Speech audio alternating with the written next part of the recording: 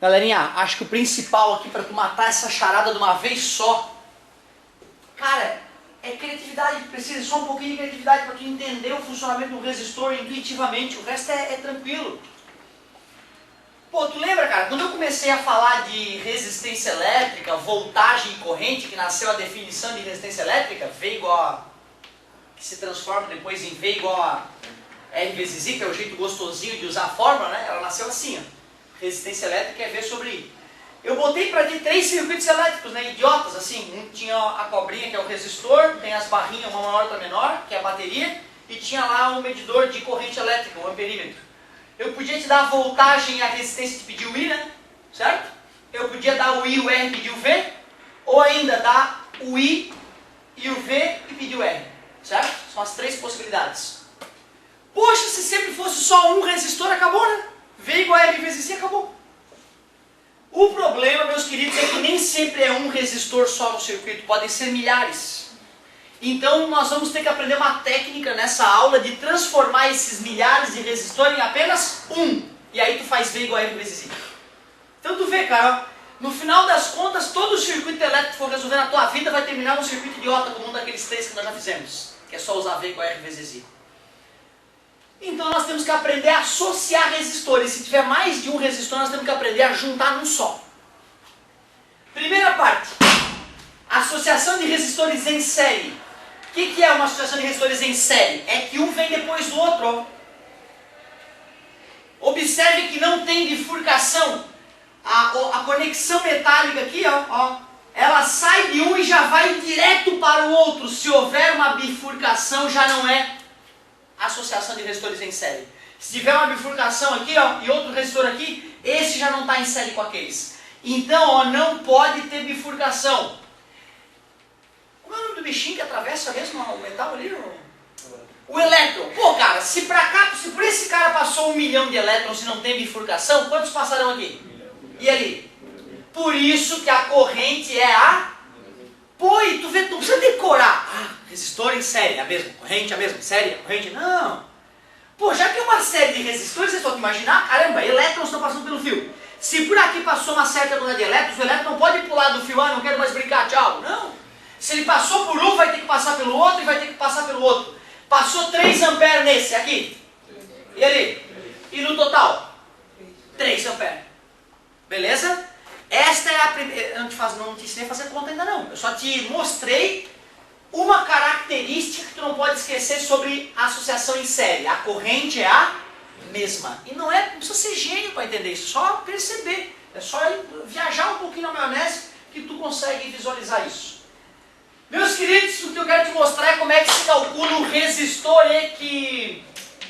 equivalente. Parabéns. Resistor equivalente. Ou seja, um resistor que equivalha aos outros. Adivinha o que eu tenho que fazer para calcular o resistor equivalente? Sim, somar as resistências. Ridículo. É ridículo.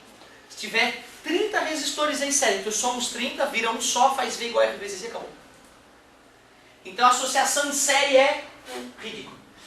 É só lembrar que a corrente é a mesma. E para calcular o resistor equivalente, basta somar as resistências. Faz sentido também, né? Pô, se o elétron vai ter que atravessar esse e aquele também, no final das contas ele vai ter que ter muito mais esforço. E o esforço que ele vai ter que fazer é o esforço somado para atravessar todos os resistores. Por isso que o resistor equivalente é a soma dos resistores que estão associados. Tá tranquilo. Daqui a pouco já vai ter exemplo. Fica tranquilo, meu querido. Agora olha só que legal. Tem uma outra maneira de eu associar resistores. Não é só em série. Eu também posso associá-los em paralelo. Galera, quero ver se tu está entendendo o que está acontecendo. O que são essas linhas aqui, meu Deus? Fio. É fio. É fio metálico. É fio de cobre. É um fio. E me dá um exemplo do que pode ser esses resistores aqui. Pode ser uma lâmpada, pode ser um chuveiro elétrico, não é? Certo? A gente já falou, né? Poderia ser um ferro de passar roupa antigo, não é isso? Show de bola. Peraí, então isso aqui é uma lâmpada. E o que é essa coisa saindo da lâmpada? O fio. Aí tu pega o fio da lâmpada e conecta na tomada lá, 220 volts. Então quantos volts essa lâmpada vai receber? E essa aqui? E essa? É por isso, cara, ó, que na associação em paralelo, a tensão, ou a DDP, a voltagem, né, é a mesma em cada resistor. E de fato, tá vendo? Eles estão colocados paralelamente um ao outro, não é isso? E os fios que saem deles estão todos conectados no mesmo fio, ó. E esse fio vai na mesma tomada. É por isso que todos recebem a mesma voltagem. Ou seja, uma associação em paralelo é que nem o T. Sabe o T que tu bota na tomada? Quando tu bota um T na tomada lá e tem 3 conexões agora, essa era só uma. Aí tu vai colocar aparelhos de quantos volts em cada um daqueles aí? Tu não vai dividir por 3, né? Ah, não, preciso de um aparelho que é 220 sobre 3 para poder botar no T. Todos sabemos que ao usar o T, a voltagem não muda. A voltagem não muda, certo? Então é importante vocês saberem disso, ó. E se tu olhar para cá, um aparelho, outro aparelho, os fios todos emendados. Se esse fio vai na tomada, todo mundo recebe a mesma voltagem. Faz sentido, né? Certo? Se for pensar nisso aqui como um T na tua tomada, sem problema nenhum. Então tinha só um pluguezinho na tomada, mas tu colocou o T e apareceram 3 lugarzinhos para encaixar. Cada um daqueles recebem a mesma voltagem. Então não pode esquecer. A tensão, DDP, diferença de potencial, é a mesma em cada resistor. E isso quando estão associados em paralelo, lógico. E é claro, eu vou ter que pegar aqueles resistores todos e transformar em apenas um, o famoso equivalente, resistor equivalente. Olha que legal como é que é para calcular o resistor equivalente.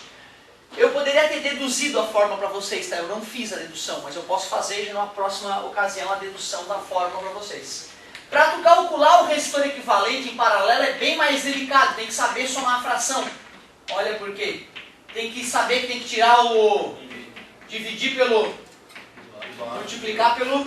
Isso. Então, ó, a fórmula para calcular resistor equivalente em paralelo, ela é perigosinha. Né? E muitos alunos sofrem com isso por ter o passado negro na parte de fração lá, né? Não aprendeu fração e aí tem que pagar o preço, não tem jeito. Tira o MNC, divide pelo baixo, multiplica pelo cima. Calculou o resistor equivalente, então tu vai achar um único resistor que tem o mesmo efeito dos vários conectados em paralelo. Substitua-o e deu, toca a tua vida para frente. V igual a R vezes I e mata o circuito, mata o problema. Dica importantíssima. Sempre que tu for somar resistores em paralelo, o resistor equivalente fica menor que o menor dos resistores envolvidos. Não entendi, professor. Então, ó, para ser bem claro.